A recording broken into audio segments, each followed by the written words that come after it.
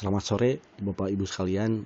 Kita kembali ke kuliah kita yang ketinggalan di minggu lalu gitu ya. Jadi hari ini kita akan selesaikan materi terakhir terkait dengan persimpangan. Jadi sesuai dengan tema kuliah kita mengenai analisis sistem jaringan, kita sekarang sudah ada di ujung materi. Jadi kita kemarin di 2 minggu yang lalu kita sudah belajar mengenai bagaimana menghitung menganalisis kinerja jaringan di bagian ruas jalan. Sekarang kita ada di bagian persimpangan jalan.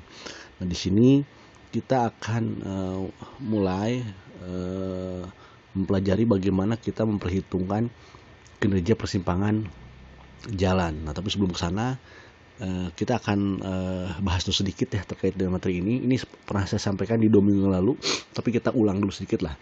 Jadi persimpangan bersinyal ini ada dalam aturan kinerja persimpangan jalan dalam buku MKJI atau PKJI. Jadi ada buku yang namanya Manual Kapasitas Jalan Indonesia dan buku mengenai pedoman kapasitas jalan Indonesia. Nah, di dua buku ini terdapat cara-cara untuk memperhitungkan bagaimana kita merencanakan nyala lampu pada sebuah persimpangan jalan. Baik, sebelum kita masuk ke dalam analisisnya, kita coba mengenal dulu persimpangan itu apa gitu ya. Jadi persimpangan itu seperti yang telah ada dalam materi mengenai persimpangan, bahwasanya persimpangan bersinyal ini dalam sejarahnya sudah ada sejak lama ya, dari zaman tahun akhir abad 18 ya, yang mana sudah bertransformasi dari mulai kondisi yang manual menggunakan semacam rambu-rambu yang bergerak secara mekanis sampai dengan menggunakan lampu yang menggunakan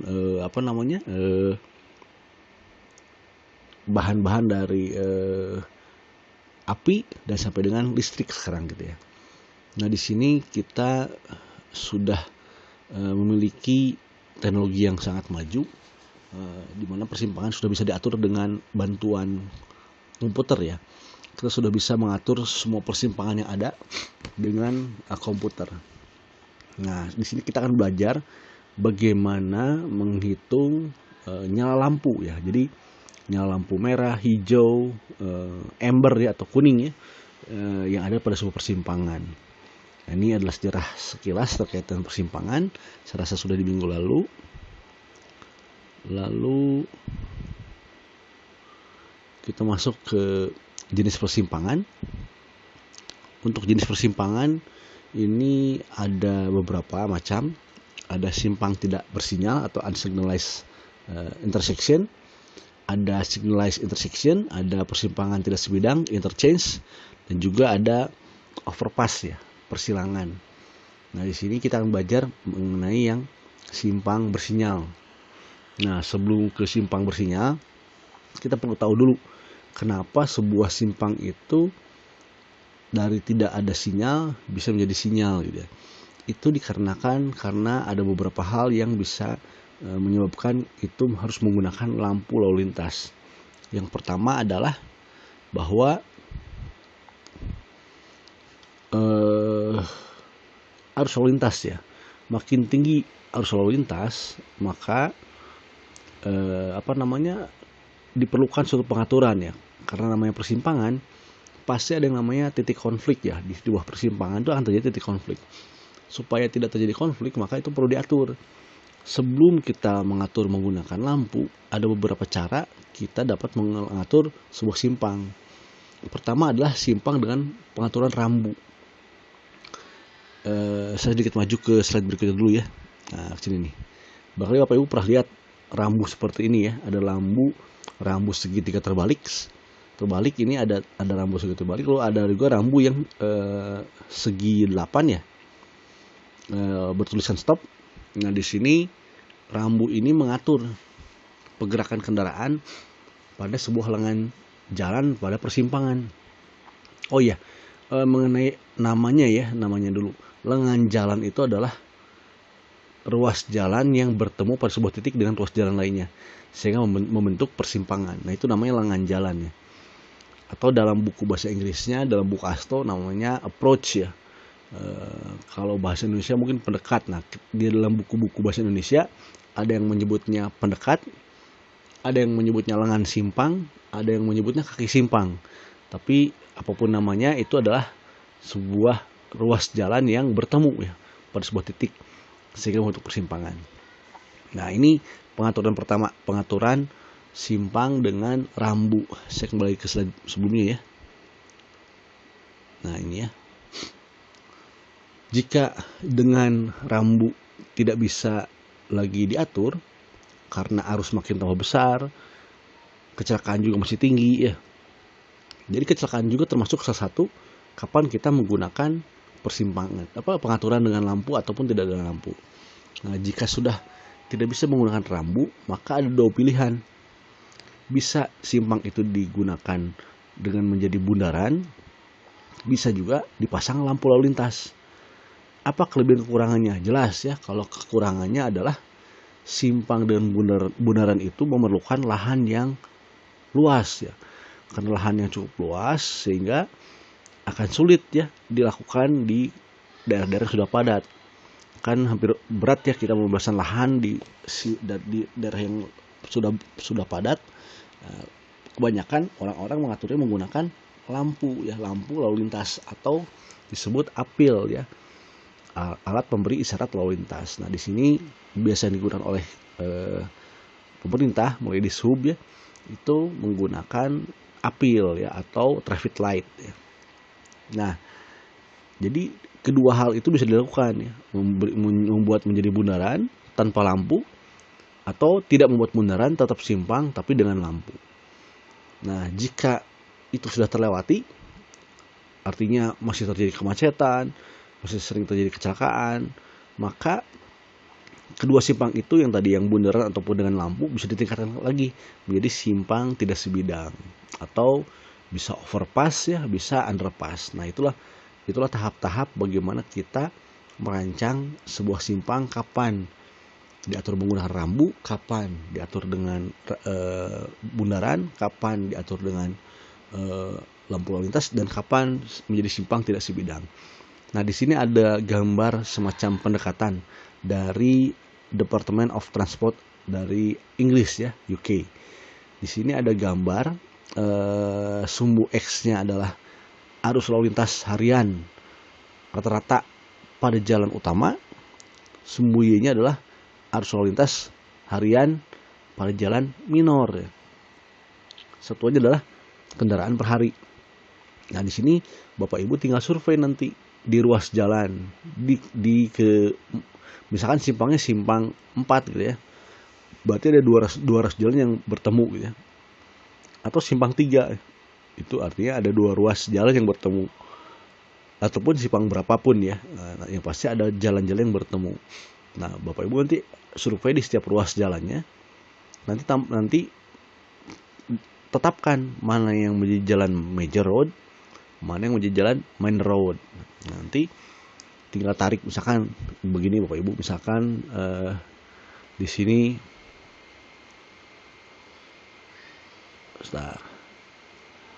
misalkan arus lalu lintasnya untuk major roadnya 20.000 di sini ya. Untuk minor roadnya misalkan 10.000 atau 7.500 di sini ya. Nah, maka simpang yang ini yang Bapak Ibu rancang adalah di warna merah ya. Artinya bisa menggunakan lampu lalu lintas ataupun bundaran. Nah, ini caranya begitu Bapak Ibu sekalian. Jadi ini contoh pendekatan. Tidak persis seperti ini betul, tapi ini pendekatan ya. Jadi bisa digunakan sebagai awal perencanaan. Baik, saya lanjut ya. Minggu lalu kita sudah sampai ke bagian ini ya, mengenai bagian-bagian persimpangan, tapi kita ulang lagi ya. Untuk bundaran sebenarnya aturan yang secara khusus sudah ada dalam aturan Bina Marga 2024 ya. Jadi ada aturan mengenai pengaturan persimpangan Bina Marga tahun 2024 khusus mengenai bagaimana kita merancang simpang. Di dalamnya ada bundaran, ada simpang dengan apil atau simpang dengan rambu ya. Nah, di sini akan saya skip dulu ya. Kita akan melihat bagaimana kita nanti menghitung simpang bersinyal dengan lampu. Yang bundaran ini saya skip ya. Jadi yang bundaran ini adalah sebagai pengetahuan tambahan bahwa ada cara lain menghitung persimpangan jika direncanakan dengan bundaran. Tapi dalam hal ini kita tidak akan belajar bagaimana cara menghitung kinerja bundaran. Kita akan fokus ke yang simpang bersinyal dulu ya. Baik, sebelum saya masuk ke dalam hitungan simpang bersinyal, alangkah baiknya Bapak Ibu mengetahui dulu kenapa sih simpang itu tadi saya sampaikan ya perlu pakai lampu. Pertama adalah karena arus lalu lintas ya. Karena arusnya terlalu besar, maka tidak bisa kendaraan dari arah ruas jalan lain memotong ya.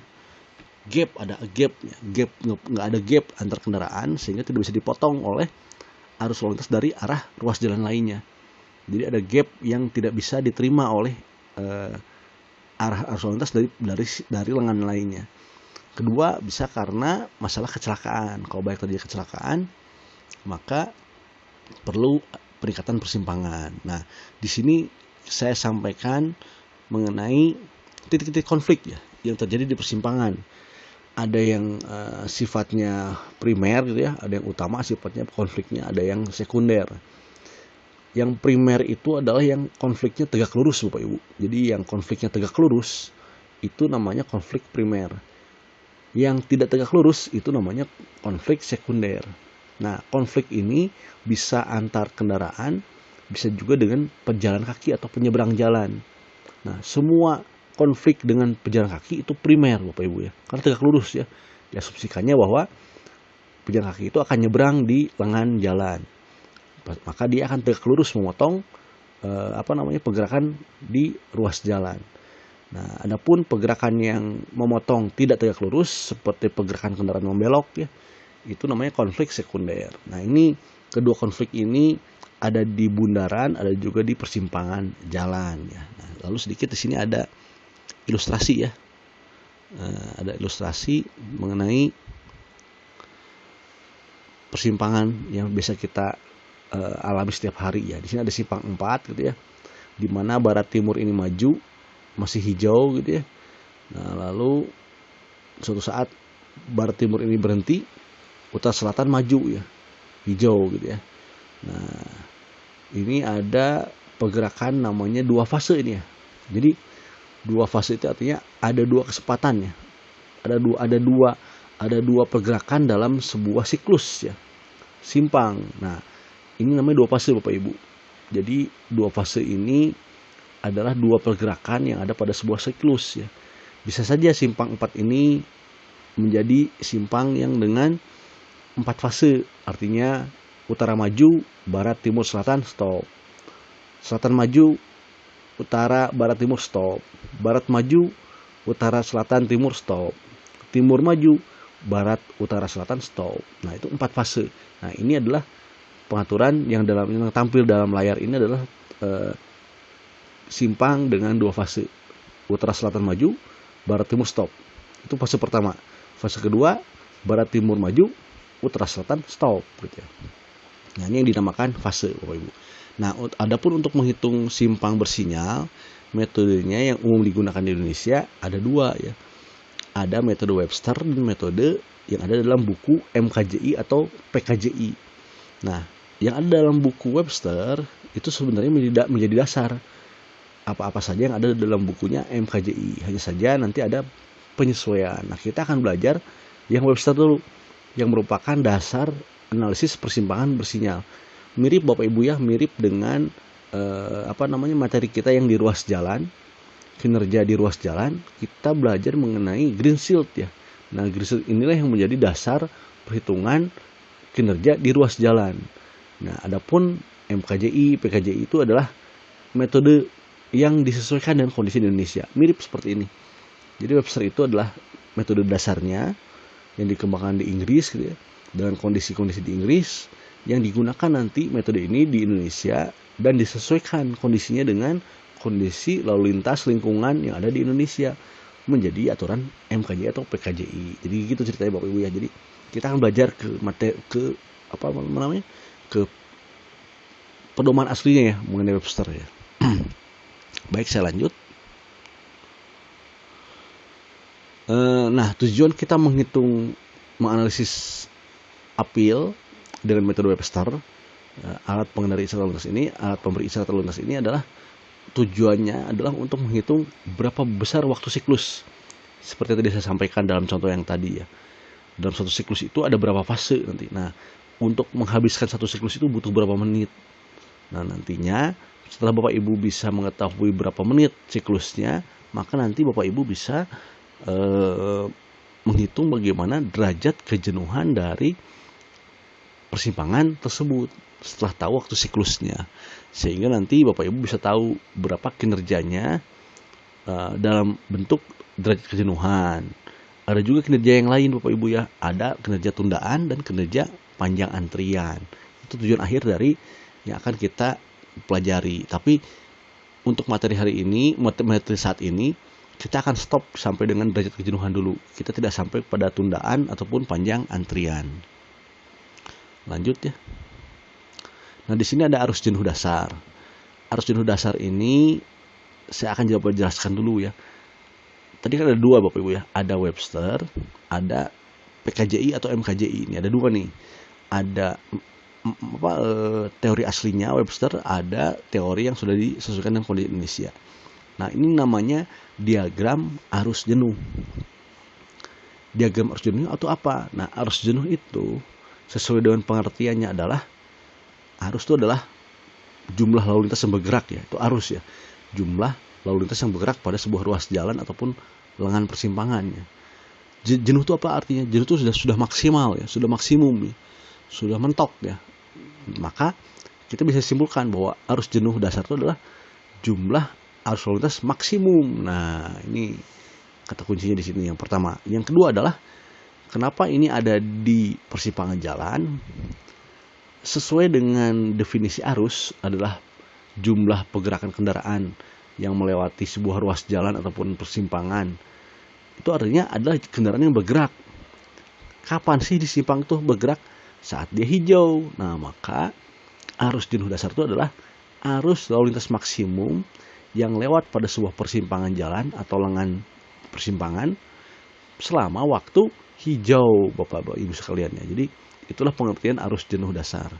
Nah, Bapak Ibu bisa lihat kondisi lampu hijau antara metode Webster dengan metode di MKJ atau PKJI. Warna hijaunya kalau yang di Webster itu dari mulai hijau di sini sampai dia awal kuning ya, awal kuning nih. Artinya di sini ya. Nah, besar arusnya adalah besar luasan ini semua Bapak Ibu. Kenapa jenuh? Nah, jenuh Bapak Ibu, ini jenuh nih. Sudah mentok, nggak bisa lagi naik lagi ya. Lalu saat dia kuning dia mulai turun. Nah, ini besar ini adalah besar arus lalu lintas, arus jenuh. Kalau ini di Webster namanya, kenapa ini menanjak begini? Karena waktu mobil berhenti saat dia dapat lampu hijau, mereka kan baru ngegas ya. Kalau dia baru ngegas artinya ada kendaraan yang bergerak dari berhenti menjadi maju, artinya ada percepatan di sini. Sehingga dia mulai naik sampai semuanya bergerak ya. Suatu saat, suatu waktu, suatu detik-detik tertentu dia akan turun sampai ada lampu warna kuning menyala sampai akhir. Nah, artinya saat dia mulai merah dia sudah berhenti, nggak ada yang lewat. Nah, ini namanya tambahan kehilangan akhir, lost time. Jadi di awal namanya lost time, di akhir namanya lost time. Kita lihat di MKJI di Indonesia nih. Di awal sama namanya nih, kehilangan awal ya. Lost time sama nih kehilangan ya. Saat di akhir bisa Bapak Ibu perhatikan ya di sini. Besar arus jenuhnya tuh sampai kondisi lampu merah, perhatikan. Nah, ini gambar ini disesuaikan dengan kondisi mengemudi di Indonesia ya. Yang mana kebanyakan pengemudi Indonesia itu kalau lampu kuning bukannya mengerem tapi tambah ngegas ya, pengen cepat lewat dari persimpangan. Sehingga ada kemungkinan ada kendaraan yang lolos setelah lampu merah menyala beberapa saat ya. Sehingga arus jenuh di Indonesia itu pasti lebih besar dibanding arus jenuh yang ada di Webster. Itu penyebabnya apa namanya? Kenapa bisa berbeda ya besarannya? Karena tipikal mengemudinya antara kita di Indonesia dan Webster di Inggris itu mungkin berbeda ya. Mungkin kita masih negara berkembang menuju maju. Kalau mereka sudah negara maju gitu ya. Pergerakan lalu lintas sudah bagus ya. Kalau di sini mungkin masih kurang bagus karena bercampur antara berbagai jenis kendaraan, lalu kurangnya angkutan publik ya sehingga menyebabkan pergerakan di Indonesia lebih mix dibandingkan dengan pergerakan di luar negeri. Nah, ini yang menyebabkan jadi berbeda. Nah, artinya apa nih kalau kita iseng bercanda gitu ya? Artinya kalau kita melanggar lampu kuning di Indonesia sebenarnya boleh ya Bapak Ibu ya, harusnya ya. Kalau melihat pengertian arus jenuh ini berdasarkan bukunya MKJI. Nah, tapi kan secara kenyataan kita kalau melanggar lampu kuning apalagi mana pasti ditilang Bapak Ibu ya. Tapi kalau secara perhitungan MKJI PKJI ini masih diperhitungkan lewat ya, artinya masih diperbolehkan dengan aturan ini gitu ya. Tapi ini kan bukan aturan berlalu lintas, tapi ini adalah aturan untuk menghitung kinerja lalu lintas gitu ya. Nah, begitu Bapak Ibu sekalian. Lanjut ya. Ini mengenai pengertian arus jenuh tadi gitu ya. Sudah saya sampaikan. Nah, sekarang kita masuk ya ke dalam materi utama, yaitu bagaimana Bapak Ibu sekalian bisa merancang persimpangan bersinyal dengan metode Webster. Nah, di sini ada 12 langkah ya. 12 langkah bagaimana caranya kira-kira kita merancang persimpangan bersinyal dengan metode Webster. Nah, langkah pertama adalah menentukan fase. Jadi Bapak Ibu ingin fasenya ada berapa gitu ya. Misalkan simpangnya simpang 4 nih. Mau dibuat 4 fase, masing-masing diberi lampu hijau masing-masing, atau diberi 3 fase, ada yang diberi masing-masing dan ada yang digabung, atau mau 4 fase, semuanya diberikan lampu hijau masing-masing gitu ya, sesuai dengan waktunya nanti. Nah, itu yang pertama. Yang kedua, menghitung arus sesuai distribusi arah dalam pergerakan di simpang. Ya, artinya Bapak Ibu harus sudah tahu dulu nih arus yang bergerak di sebuah persimpangan jalan yang akan Bapak Ibu teliti. Ketiga, menghitung arus jenuh berapa sih dengan lebar simpang yang Bapak Ibu rencanakan, itu berapa sih arus jenuhnya? Karena arus jenuh itu intinya depend on lebar ya, tergantung pada lebar ruas jalan yang ada di persimpangan. Keempat adalah menghitung rasio terbesar ya atau rasio kritis. Kelima, menghitung panjang periode antar hijau atau intergreen. Nanti akan saya jelaskan apa itu satu persatu ya. Nomor 6, menghitung kehilangan waktu total simpang atau L atau lost time ya. L kodenya. Lalu nomor 7 adalah menghitung waktu siklus optimum. Nah, disebut optimum kenapa? Secara teori di dalam buku Webster, waktu siklus optimum itu adalah waktu siklus di mana tundaannya paling minimum, delay-nya paling minimum, itulah waktu siklus yang optimum. Delay itu artinya tundaan ya Bapak Ibu. Jadi Bapak Ibu bayangkan ya, kalau sebuah simpang itu kita buang salah satu lengannya, sehingga dia akan jadi ruas jalan ya. Tidak ada hambatan, tapi begitu ada ruas jalan yang bersilangan di sana, maka akan ada delay. Karena apa? Karena Bapak Ibu pasti akan memelankan laju kendaraannya untuk lewat pada persimpangan tersebut. Nah, itu namanya tundaan. Baik, nanti akan saya jelaskan saat perhitungannya. Nomor 8, menghitung total waktu hijau. 9, menghitung waktu hijaunya. Nomor 10, menghitung waktu siklus yang disesuaikan atau cycle adjusted. Lalu menghitung kapasitas pendekat simpang. Terakhir, menghitung derajat kejenuhan. Berapa sih kinerja simpang bersinyal pada sebuah simpang itu. Nah, ini adalah step secara umum. Nah, sekarang supaya lebih terbayang, saya akan bahas mengenai contoh perhitungannya gitu ya. Nah, masih dalam slide ini juga. Nah, di sini ceritanya Bapak Ibu ya. Bapak Ibu sudah punya nih data geometrik persimpangannya. Berapa lebar lengan jalannya, berapa jumlah lajurnya pada sebuah ruas jalan, pada sebuah persimpangan jalan. Lalu ada juga data arus lalu lintasnya, berapa yang belok kiri, berapa yang lurus, berapa yang belok kanan, untuk semua jenis kendaraan.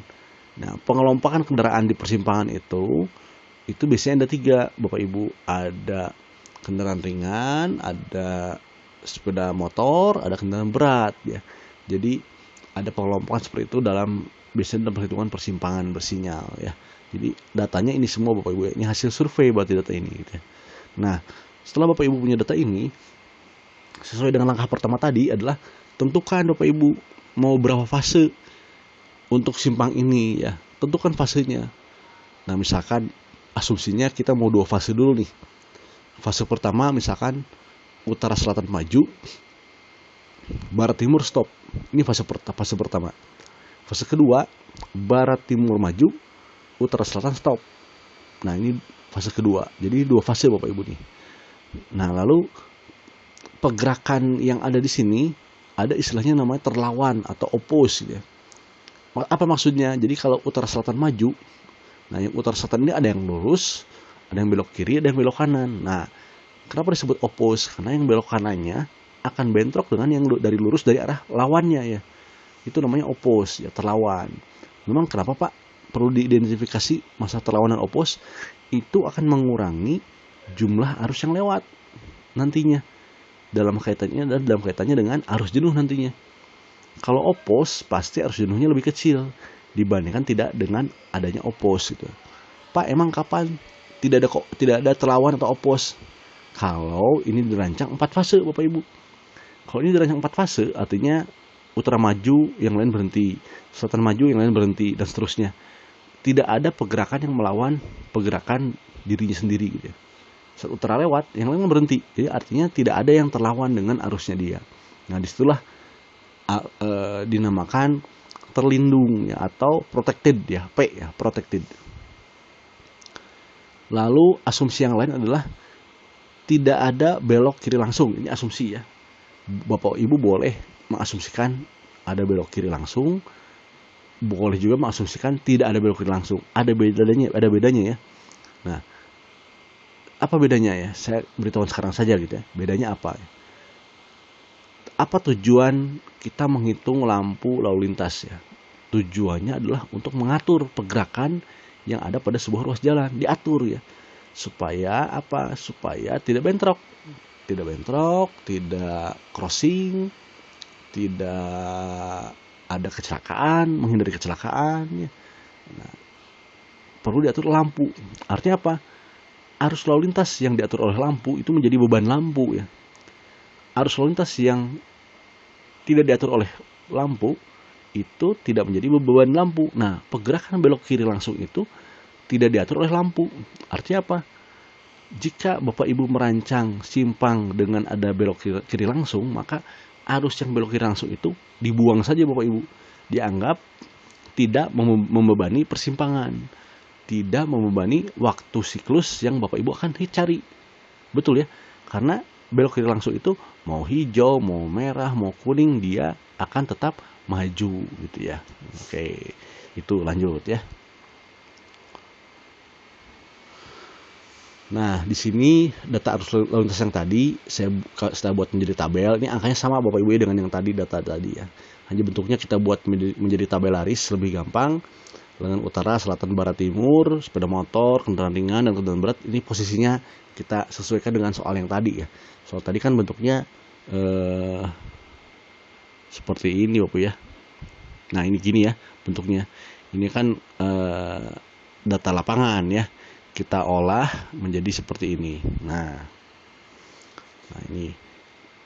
Lalu sebelum kita jumlahkan kendaraannya, maka perlu dikalikan dengan yang namanya faktor ekivalensi.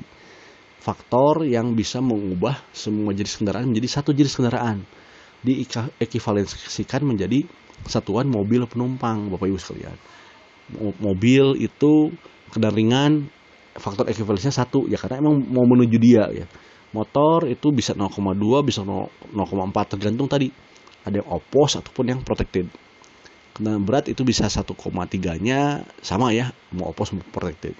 Nah, di sini kalau kita sudah kali angka yang di atas dengan angka EMP ini, maka hasilnya menjadi ini ya. Ini satuannya sudah sama. Satuan mobil penumpang SMP per jam nih. Jadi semua sudah sama. Bapak Ibu bisa tambahkan nih. Yang kiri tambahkan, lurus tambahkan, kanan bisa Bapak Ibu tambahkan gitu ya.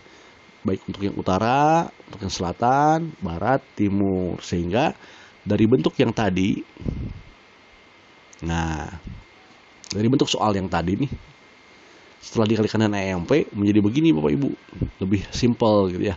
Nah ini lebih enak kita menghitung nanti metode Websternya ya, karena kita sudah punya satuan arus sesuai dengan pergerakannya.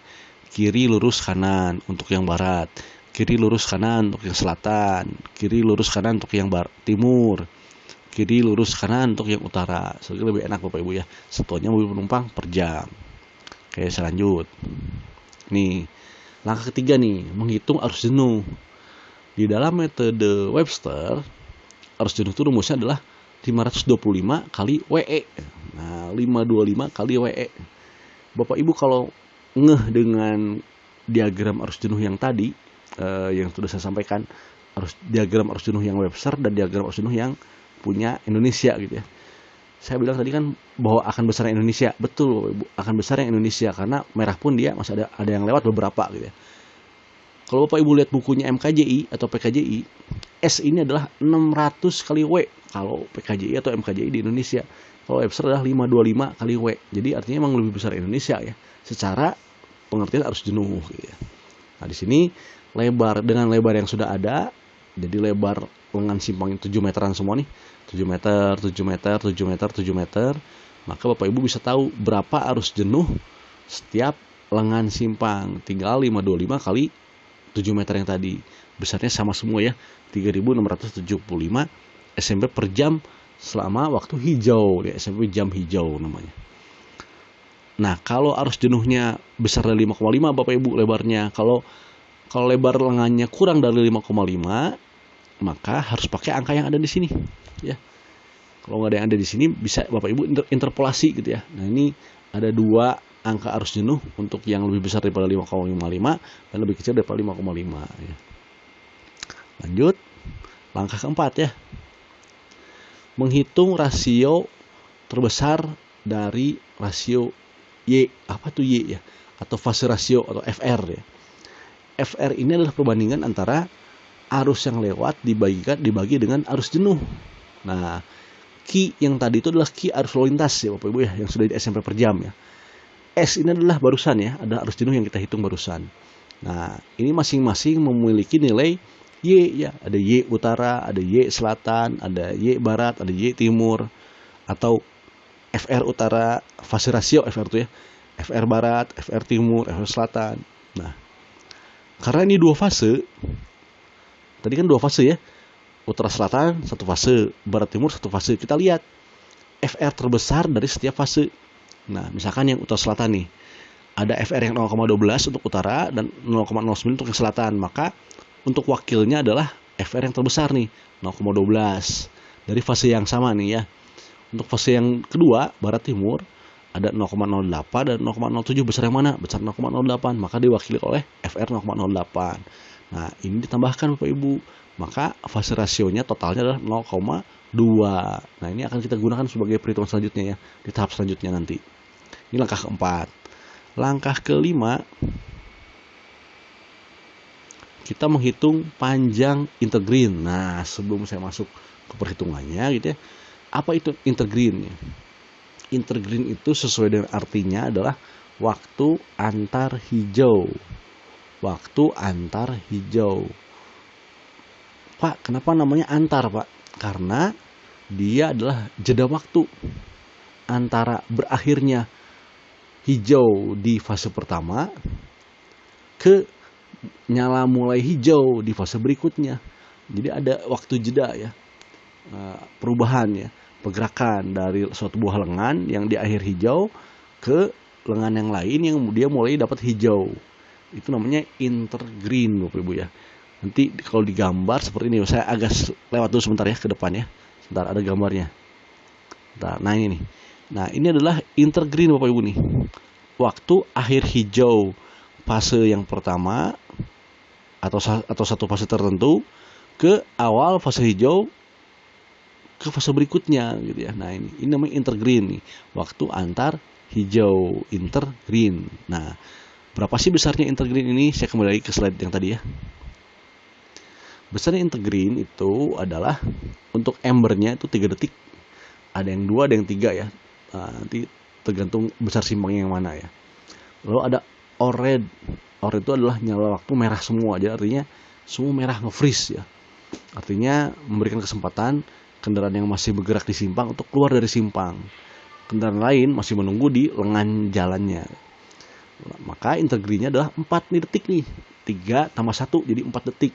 Itulah intergreen dari fase 1 ke fase berikutnya. Nah, kalau fasenya ada 2, maka intergreennya ada 2 Bapak Ibu. Kalau fasenya ada 3, maka intergreennya ada 3. Kalau fasenya 4, maka ada 4 intergreen di sana gitu ya.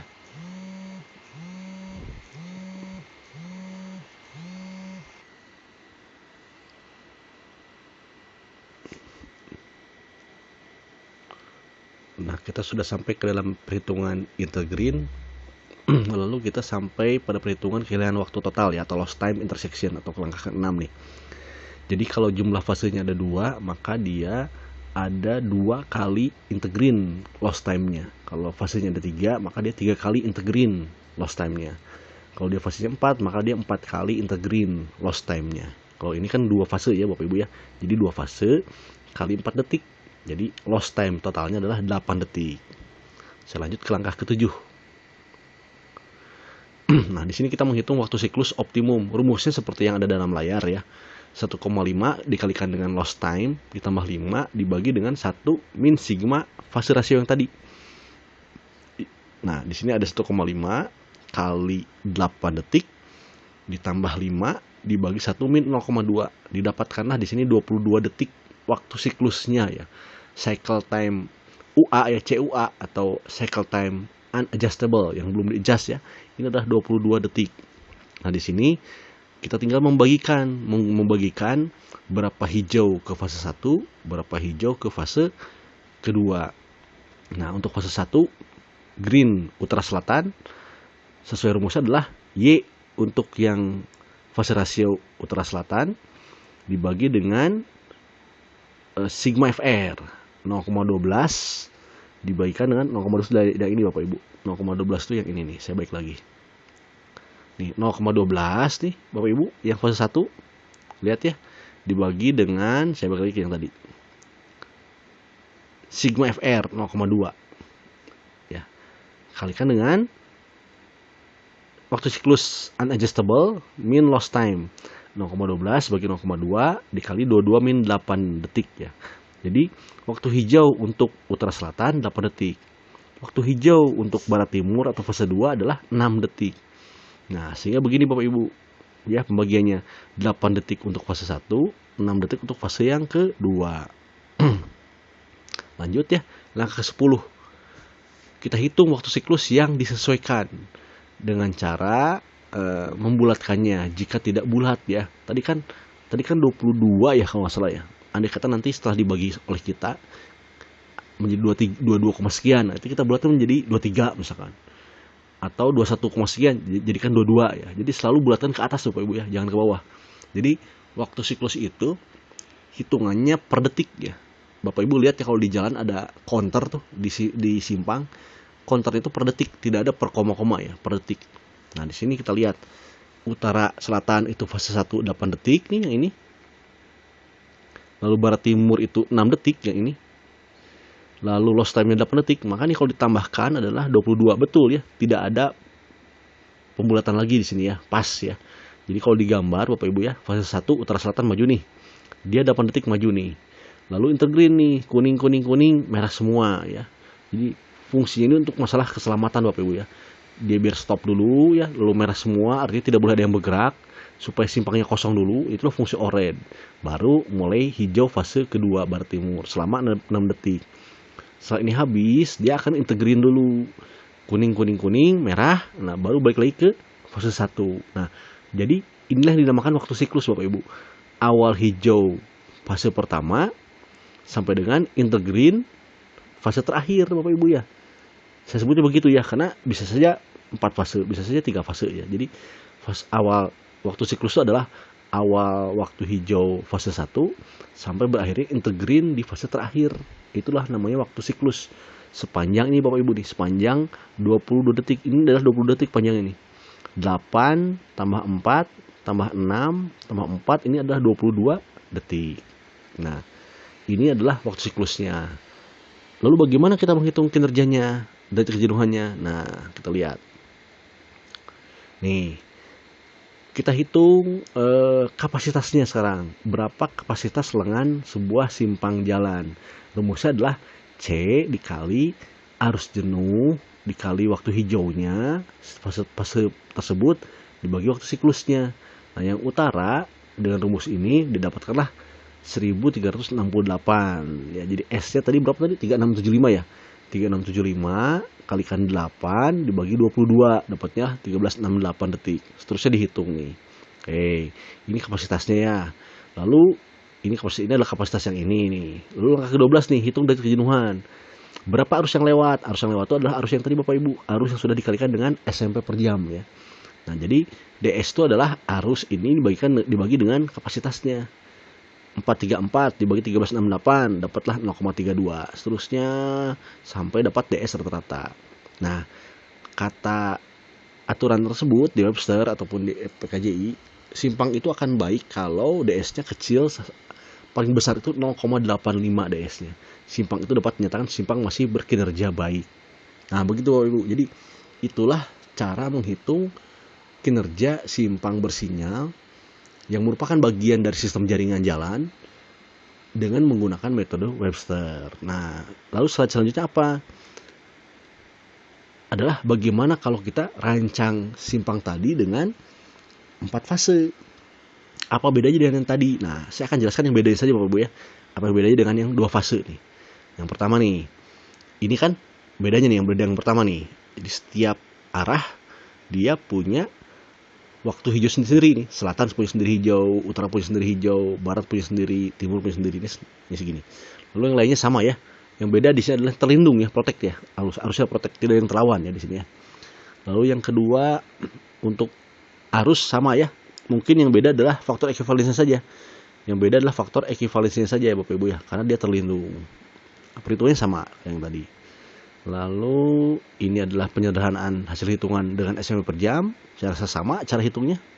Hanya beda faktor ekivalensinya saja. Lalu di sini arus jenuhnya saya rasa sama dan yang tadi ya, arus jenuhnya. Nah, ini beda yang kedua. Karena ini 4 fase, maka dia mewakili dirinya masing-masing Bapak Ibu.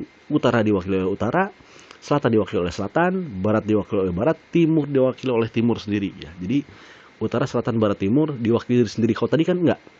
Karena yang tadi ya, utara selatan tuh satu fase, maka besar mana nih antara utara dan selatan? Barat timur satu fase, besar mana nih antara barat dan timur? Tadi kan begitu Bapak Ibu ya. Kalau sekarang enggak. Sekarang diwakili oleh dirinya masing-masing, sehingga sigma FR-nya adalah sigma ke semuanya. 0,9 tambah 0,7 tambah 0,7 tambah 0,5 dan 0,3. Jadi Y-nya adalah masing-masing atau FR-nya adalah masing-masing. Sigma FR-nya adalah total semuanya. Ini beda yang kedua Bapak Ibu ya, selain faktor ekivalensinya. Apakah ini sama? Nah, yang beda adalah jumlah fasenya. Tadi kan 2 fase ya, sekarang jadi 4 fase. Kalau integrinya tetap sama Bapak Ibu ya, tetap 4 detik. Ya, sehingga loss time-nya 4 fase kali 4 detik, 16 detik loss time-nya. Ini beda yang ketiga. Lalu ini perhitungan waktu siklus nih, apa bedanya nih? Rumusnya sama. Yang beda adalah green time-nya dibagi ke masing-masing pendekat atau lengan simpang. Utara berapa hijaunya, selatan berapa hijaunya, barat berapa hijaunya, timur berapa hijaunya. Jadi masing-masing punya waktu hijau masing-masing. Nah, ingat Bapak Ibu ya, setiap perpindahan ini ada integrinya. Jadi 8, misalkan utara ke selatan, selatan ke barat, barat ke timur. Misalkan urutannya seperti itu, misalkan ya. 8 mau ke selatan itu ada integrin di sini. Di 8 mau ke 7 ada integrin. 7 mau ke 6 ada integrin. 6 ke 5 ada integrin. 5 mau ke 8 balik lagi ada integrin. Gitu, ada 4 integrinnya berarti ya, betul ya. Nah, ini contoh hitungan seperti ini. Ini beda yang kelima ya. Nah, ini adalah waktu siklus yang perlu dibulatkan ya. Ini kan 42 detik ya. Kalau tadi berapa hitungannya? 42 ya. Kebetulan nggak ada yang dibulatkan ya, pas ya. Nah, begini Bapak Ibu nih. Utara 8 detik, lalu integrin. Lalu timur 5 detik. Oh, ini urutannya searah jarum jam ya. Utara ke timur, selatan, barat, ke utara lagi. Nah, totalnya ini adalah 42 detik. Ya, sesuai dengan hitungan waktu siklus tadi. Ini adalah perhitungan kapasitasnya. Rumusnya sama. Hanya sekarang kapasitasnya masing-masing punya nilai ya. Nah, tinggal dihitung Pak Ibu. Nah, ternyata DS-nya adalah 0,48. Lebih besar DS yang ini, yang 4 fase dibandingkan dengan yang 2 fase. Artinya ini masih baik karena di bawah 0,85, tapi kayaknya lebih baik yang 2 fase Bapak Ibu ya. Nah, lalu bagaimana kalau kita rancangnya menjadi 3 fase? Nah, yang bedanya adalah yang tadi saja, bahwa kalau 3 fase ini ada yang terlindung, ada yang terlawan pergerakannya. Ada 2 pergerakan yang berbeda ya. Kita lihat ya. Nih, saat fase 1 utara maju, dia terlindung nih Bapak Ibu, tidak ada yang melawan dia. Fase 2 selatan maju, tidak ada yang melawan dia. Nah, saat fase 3 barat timur maju, ini akan beradu bertabrakan. Maka di sini akan ada terlawan. Jadi ada yang terlindung, ada yang terlawan. Ini campuran dari yang fase sebelumnya antara 2 fase dan 4 fase. Bedanya nanti di EMP-nya Bapak Ibu. Di EMP-nya beda nanti dipakai dua-duanya nih. Untuk utara selatan pakai EMP yang terlindung. Untuk yang barat timur pakai EMP yang terlawan. Nah, sehingga dapat arusnya yang ini Bapak Ibu. Itu saja bedanya ya. Selebihnya hitungannya sama ya. Mungkin jumlah fasenya di 3 tadi ya. Nah, ini. Nah, tadi utara, selatan masing-masing, barat timur diwakili ya oleh yang terbesar, oleh yang ini gitu ya. 0,05 yang terbesar. Sehingga sigma FR-nya adalah 0,9 tambah 0,07 tambah 0,05 ya. 0,21. Lanjut. Ini sama, yang beda adalah jumlah fasenya nih, 3 detik. Lalu ini hitungannya sama ya, sama banget ya hitungannya ya. Hanya masalah nanti detik yang barat timurnya sama nih, kan satu fase nih. Utara satu fase, selatan satu fase, barat timur satu fase nih. Jadi sama detiknya pasti. Nah, jadi kalau digambar seperti ini Bapak Ibu. Utaranya sekian detik, selatannya sekian detik, timur baratnya sama 4 detik. Lalu waktu siklusnya kinerjanya seperti ini. Nah, ini di antara yang tadi ya kinerjanya. Kalau kita rekap di sini gitu ya. Nah, kalau kita rekap di sini. Lihat, kalau kita rekap untuk yang 2 fase DS rata-ratanya adalah 0,29 secara sistem ya. Keseluruhan rata-rata nih. Kalau 3 fase 0,39, kalau untuk 4 fase 0,48. Maka yang dipilih adalah simpang dengan pelayanan 2 fase. Nah, itu Bapak Ibu kenapa materi kuliah ini saya rekam gitu ya. Kesatu, agar Bapak Ibu bisa mengulang-ulang apa yang sudah saya sampaikan, tidak kehilangan ya catatan. Jadi catatannya dalam berupa video dan audio, sehingga Bapak Ibu nanti bisa mengerjakan ya. Kan nanti akan ada tugas terakhir nih. Untuk tugas yang ruas belum saya kirim ya. Untuk yang tugas simpa akan saya kirim nanti di minggu depan sebagai materi sub capaian terakhir ya. Barangkali nanti ada yang kurang-kurang, bisa ditambal nanti di UAS gitu ya Bapak Ibu ya. Baik, jadi materi ini akan saya share di grup hari ini gitu ya, sebagai materi terakhir. Karena minggu depan kita mungkin sudah masuk ke kuis mengenai ini ya, analisis simpang bersinyal, kinerja simpang bersinyal. Baik Bapak Ibu sekalian, terima kasih telah mengikuti kuliah saya selama 1 semester. Bila ada kekurangan mohon maaf atas kekurangan yang saya berikan gitu ya. Akan saya perbaiki nanti di waktu yang akan datang. Terima kasih ya, semoga Bapak Ibu sehat selalu. Assalamualaikum warahmatullahi wabarakatuh.